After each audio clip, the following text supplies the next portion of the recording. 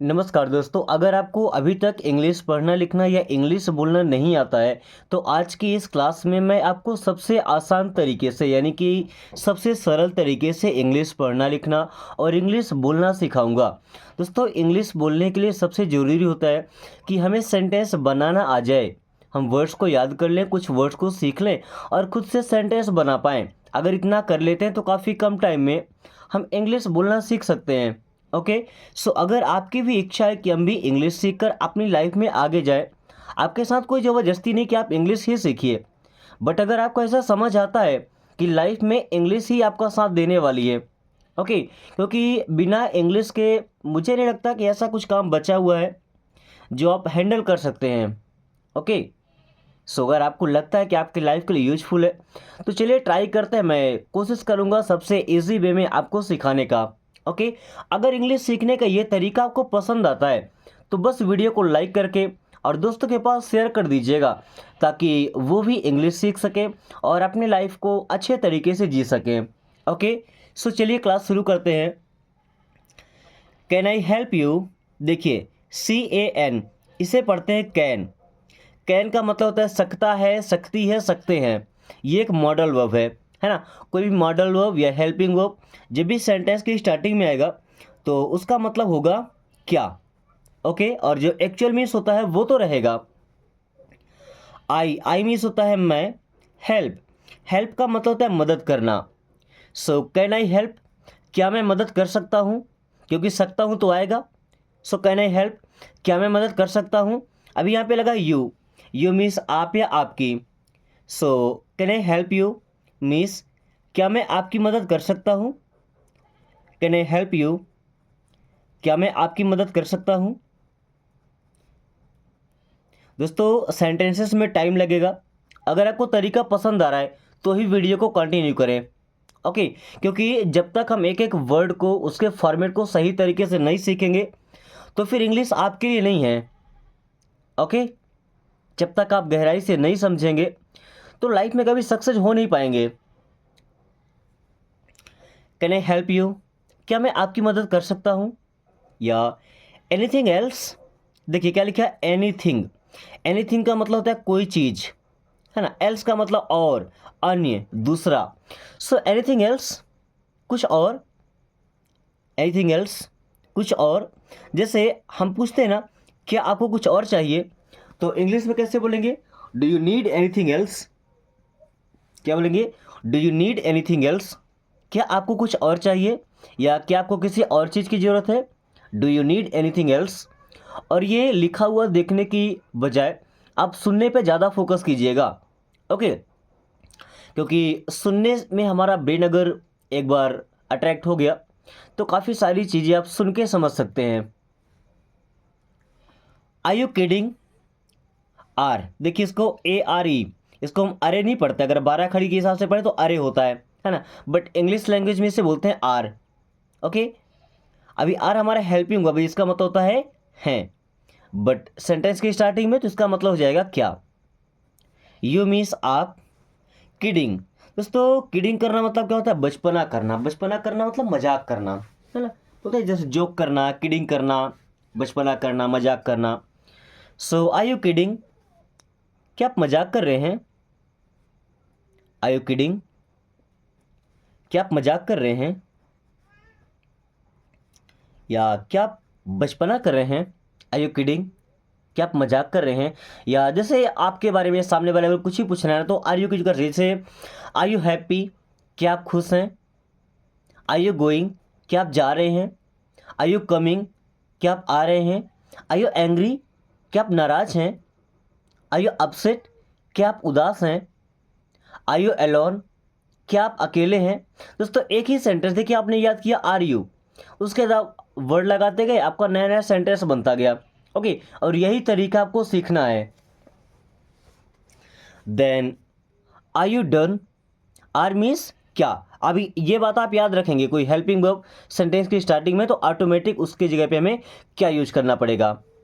You means होता है आप या आपका। डन, डन का मतलब हो गया, बोलते ना भाई डन। डन मीन्स हो गया, पूरा हो गया, कंप्लीट हो गया। सो आर यू डन, क्या आपका पूरा हो गया या क्या आपका हो गया। Are you done? क्या आपका हो गया या क्या आपने कर लिया? Are you done? क्या आपका हो गया? जैसे क्लास में जब बच्चे होते हैं, आप ब्लैक बोर्ड में कुछ लिखते हैं, जस्ट इमेजिन आप टीचर हैं, आपने ब्लैक बोर्ड पे कुछ लिखा और बच्चों से बोला उसको कॉपी करने के लिए, राइट डाउन करने के लिए। ओके, सो जब कंप्लीट होता है या कोई क्वेश्चन देते हैं सॉल्व करने के लिए, बच्चा सॉल्व करता है तो आपसे क्या बोलता है? Sir I have done, means मैंने कर लिया या मेरा हो गया। सर आई हैव डन, मेरा हो गया या मैंने कर लिया। Okay, then can I ask you something? फिर से हमारा कैन आ गया। ओके, तो कैन का मतलब हो जाएगा क्या। आई मीन्स होता है मैं, आस्क मीन्स होता है पूछना। सो कैन आई आस्क, क्या मैं पूछ सकता हूँ? यू मीन्स होता है आप या आपसे या तुमसे। समथिंग, समथिंग का मतलब होता है कुछ। Can I ask you something, क्या मैं आपसे कुछ पूछ सकता हूँ? Can I ask you something, क्या मैं आपसे कुछ पूछ सकता हूँ? दोस्तों मैं हर जगह पे यू का मतलब आप यूज करता हूँ, है ना। आपको पता होगा कि यू का मतलब होता है तुम। आज सुबह सुबह मेरे घर में एक भांजा आया हुआ था, तो वो मुझे बोला तुम, तो 2-3 बार ऐसे बोला, कोई भी बात होती तो तुम का यूज करता। तो मैंने उससे बोला कि तुम क्यों बोलते हैं, जो हमसे बड़े होते हैं उनको आप बोला जाता है। अब वो बोलता है उनको आप, हम क्यों बोलते हैं, तुम क्यों नहीं बोलते? मैं बोला कि वो रिस्पेक्टफुल वर्ड होता है। ओके, किसी को सम्मान देने के लिए हम हमेशा आपका यूज करते हैं, तुम नहीं बोलते हैं। फिर मैंने पूछा कि जो आपके टीचर हैं, हालांकि मैं तो उसे तुम ही बोलता हूँ, तो मैं बोला, तुम्हारे टीचर जो है वो तुम्हें क्या बोलते हैं? तो वो बोला कि टीचर्स हमेशा में आप बोलते हैं। अब एक टीचर एक स्टूडेंट को आप बोल रहा है, वह जो स्टूडेंट है वो बाकी सबको तुम बोल रहा है। ओके, तो वो सीख उसे कहाँ से मिलती है? स्कूल तो दिया नहीं, स्कूल में तो आपका यूज हो रहा है। फिर घर में हम जो पेरेंट्स होते हैं, हमें उन्हें यही शिक्षा देते हैं, क्योंकि मेरे घर में अगर बच्चा है, मैं भी उसको तुम बोल रहा हूँ, तो अपनी लाइफ में वो भी तुम ही बोलेगा। उसे कैसे पता चलेगा कि जो हमसे बड़े हैं उनके लिए तो हमेशा आपका यूज करना ही है, बट कोशिश करें कि जो हमसे छोटे हैं, हमारे जूनियर्स हैं, उनके लिए भी आपका यूज करना है। दोस्तों पढ़ाई से ज़्यादा मैटर करता है हमारे संस्कार। Okay, so can I ask you something, क्या मैं आपसे कुछ पूछ सकता हूँ? How do you feel? How, how means होता है कैसा या कैसे, किस तरीके से। डू यू, अब देखिए डू हेल्पिंग वर्ब है ना, बट सेंटेंस के बीच में है तो इससे कोई फ़र्क नहीं पड़ेगा हमें। यू मीन्स होता है आप या आपको। फील, फील करना मतलब महसूस होना या लगना। बोलते हैं ना, मुझे अच्छा महसूस हो रहा है या मुझे अच्छा लग रहा है, भाई दोनों सेम चीज़ें हैं, है ना, बट हमने वर्ड अलग यूज किया है। मुझे अच्छा महसूस हो रहा है या मुझे अच्छा लग रहा है। Okay, so how do you feel means आपको कैसा लग रहा है, आपको कैसा लगता है। हाउ डू यू फील, आपको कैसा लगता है, क्योंकि देखिए हमने यहाँ पे यूज किया लगता है, लग रहा है नहीं, लगता है, ता है, क्योंकि यहाँ पे डू हेल्पिंग वर्ब लगा है प्रेजेंट इंडेफिनिट टेंस का। ओके दोस्तों, अगर आपने टेंस की वीडियोस नहीं देखी है तो एक बार देख लीजिएगा। 1 साल पहले मैं क्लास दिया था टेंस की, एक ही क्लास थी, 1 घंटे 15 मिनट में। ओके, उसके बाद अभी जो क्लासेस चले 15 दिन पहले आपको एक सीरीज दिया गया था जिसमें 3 से 4 दिन लगातार टेंसेस चले थे, उनके सेंटेंसेस की हमने प्रैक्टिस की थी। ओके, तो उनसे भी आप काफ़ी आसानी से समझ सकते हैं कि किस हेल्पिंग वर्ब का किस सेंटेंस में यूज करते हैं। ओके, और उनके हिंदी के सेंटेंस कैसे बनते हैं। So how do you feel means आपको कैसा लगता है। हाउ डू यू फील, आपको कैसा लगता है, या फील की जगह हम गो यूज कर लेते हैं ना। How do you go means आप कैसे जाते हैं। हाउ डू यू गो, आप कैसे जाते हैं। हाउ डू यू टॉक, आप कैसे बात करते हैं। How do you talk. Okay, how do you fight, आप कैसे लड़ते हैं। आपके पास जब सामने कोई चुनौती आती है ना, तो आप कोई चैलेंजिंग चीज़ आती है, उससे आप कैसे लड़ते हैं, कैसे उसे फाइट करते हैं। लुक अराउंड, लुक मीन्स होता है देखो, अराउंड, अराउंड का मतलब होता है आस पास या चारों ओर बोल सकते हैं, है ना। अब चारों ओर का मतलब क्या, हमारे आसपास। सो लुक अराउंड, तो ऐसा नहीं बोलते चारों ओर देखो, क्या बोलते हैं आसपास देखो। अब अगर हमने किसी से बोला कि आसपास देखो, तो भाई उसका तो यही मतलब ना कि अपने चारों ओर देख लो, वही तुम्हारा आसपास होता है। ओके, लुक अराउंड, आसपास देखो। डू आई हैव, देखिए आई हैव का मतलब मेरे पास है ना, क्योंकि यहाँ पे अब कोई वर्ब नहीं आया है। जैसे मैं बोलता हूँ आई हैव अ पेन, मेरे पास एक पेन है। Okay. I have a paper, मेरे पास एक पेपर है। आई हैव सम मनी, मेरे पास कुछ पैसे हैं। I have a little knowledge, मेरे पास थोड़ा सा नॉलेज है। ओके। तो अभी क्या बोला गया, डू आई हैव, तो डू का मतलब हो जाएगा क्या। सर डू आई हैव, इस क्या मेरे पास है, ऐसा नहीं कि मेरे पास क्या है। डू आई हैव का मतलब क्या मेरे पास है, इसका जवाब हाँ या ना में दिया जाएगा, है ना। क्या मेरे पास है, क्या मैं रखा हूँ। Do I have. Is all good, देखिए यहाँ भी इज़ हेल्पिंग वर्ब है। इज का मतलब होता है बट सेंटेंस की स्टार्टिंग में, तो इसका मतलब होगा क्या। ऑल मीन्स होता है सब, गुड, गुड मीन्स क्या होता है अच्छा। इज ऑल गुड, क्या सब अच्छा है, या क्या सब ठीक है। इज ऑल गुड, क्या सब ठीक है। इज ऑल गुड, क्या सब ठीक है, या ऐसा बोल सकते हैं कि क्या सब अच्छा है। ओके।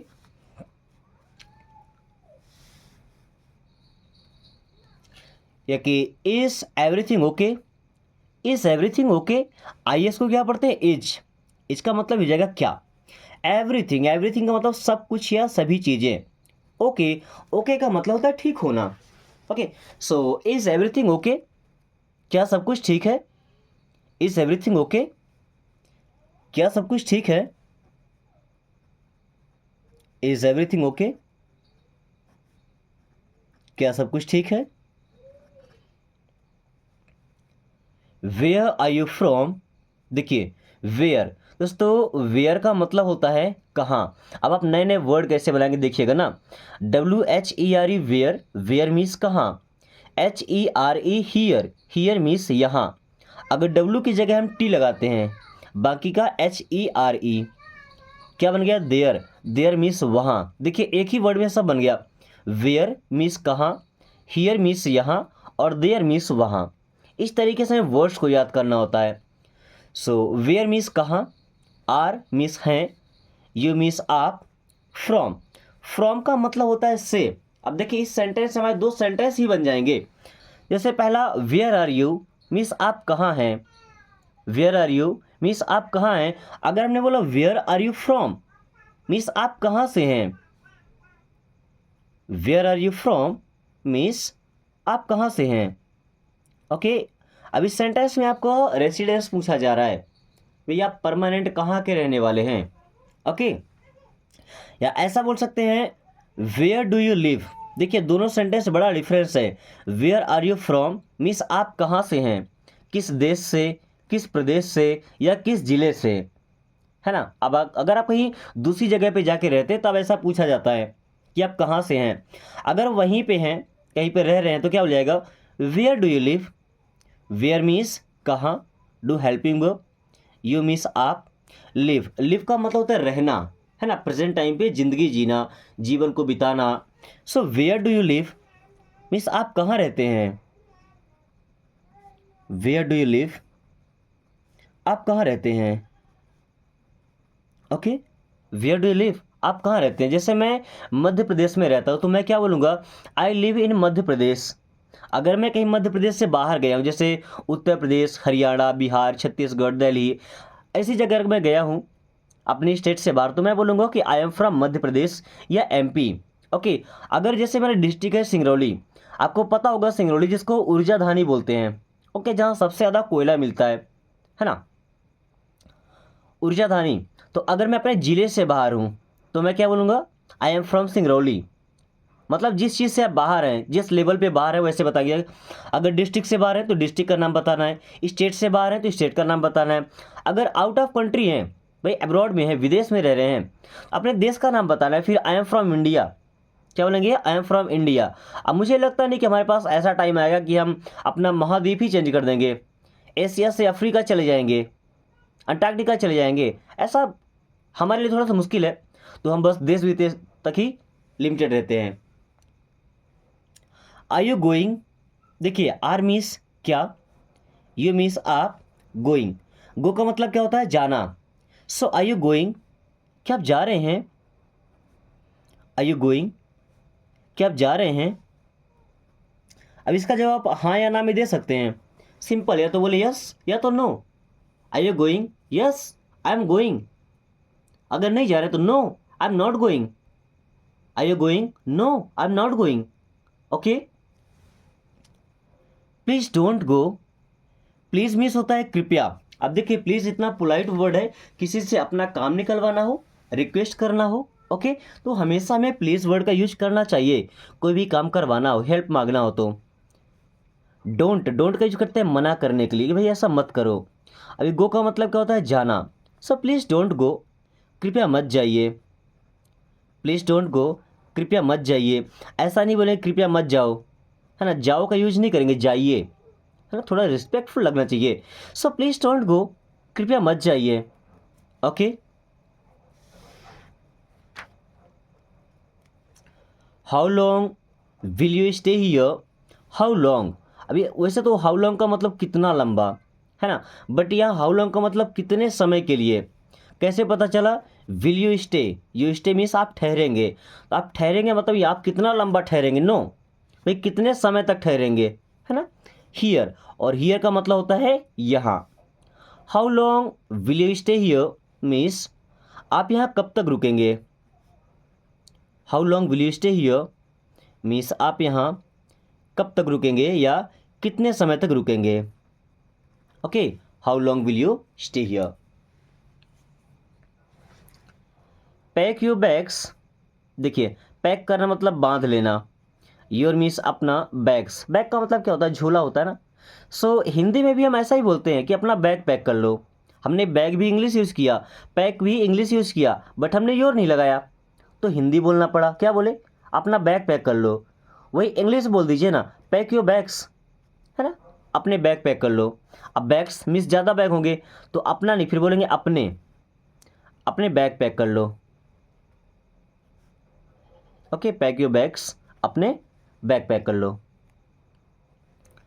गो एंड स्लीप, देखिए गो मीन्स होता है जाओ, एंड मीन्स और, स्लीप, स्लीप का मतलब होता है सोना, तो ऐसा बोलेंगे गो एंड स्लीप, जाओ और सो। ऐसा बोलते हैं जाकर सो जाओ। गो एंड स्लीप, जाकर सो जाओ या सोने जाओ। गो एंड स्लीप, जाकर सो जाओ। ओके, गो एंड स्लीप, जाकर सो जाओ। गेट अप, देखिए वैसे गेट का मतलब पाना भी होता है, समझना भी होता है, होना भी होता है ना। गेट का यूज अगर आपको नहीं आता है तो एक वीडियो मैंने सेपरेट बनाया है जिसमें गेट के लगभग 10 से 15 यूज मैं आपको सिखाया हूँ। और ऐसा नहीं कि काफ़ी टफ है, बस यूज आप देखेंगे और आसानी से समझ जाएंगे, तो एक बार देख लीजिएगा। ओके, सो अभी यहाँ पे गेटअप का मतलब क्या? उठो। गेटअप मीन्स क्या होता है? उठो। जब सो करके आप खुद से उठते हैं उसे बोलते हैं वेकअप। कोई जगाता है, कोई उठाता है तो बोलते हैं गेटअप। सी यू अगेन, सी का मतलब देखना, यू मीन्स आप या आपको, तो सी यू आपको देखते हैं, अगेन का मतलब दोबारा, but see you again means आपसे फिर मिलेंगे या दोबारा मिलेंगे। सी यू का मतलब मिलना होता है ना, तो सी यू अगेन मीन्स फिर मिलते हैं। सी यू अगेन, फिर मिलते हैं।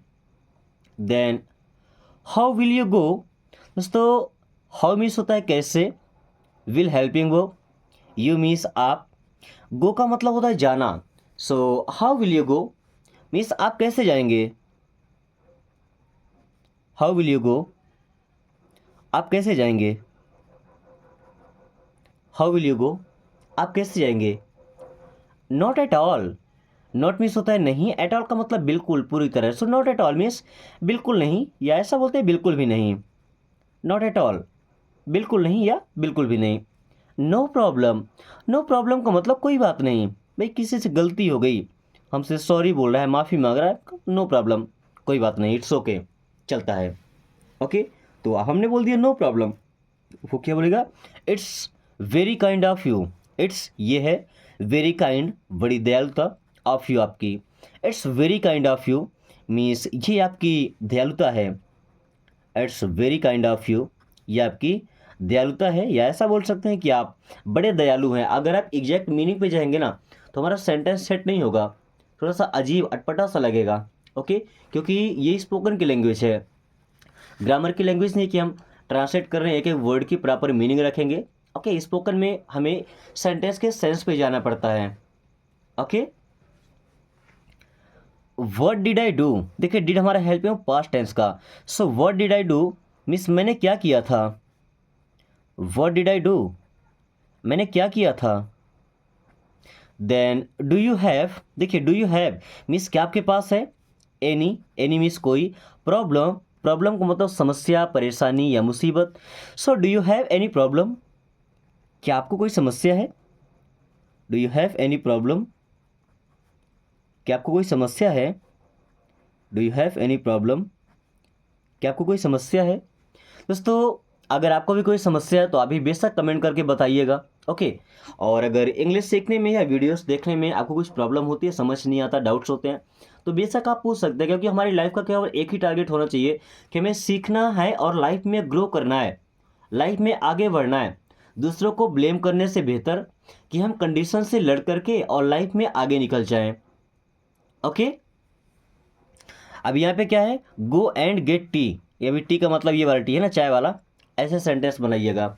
ओके, अब क्लास पसंद आई तो वीडियो को लाइक करके दोस्तों पास शेयर कर दीजिए, ताकि वो भी इस आसान तरीके से इंग्लिश पढ़ना और बोलना सीख पाए और आपकी कम्युनिटी एक शिक्षित हो सके। साथ में अगर आपने अभी तक चैनल को सब्सक्राइब नहीं किया तो हमें भी आपके सपोर्ट की ज़रूरत है, प्लीज़ चैनल को सब्सक्राइब कर लीजिए। So thanks for watching, take care.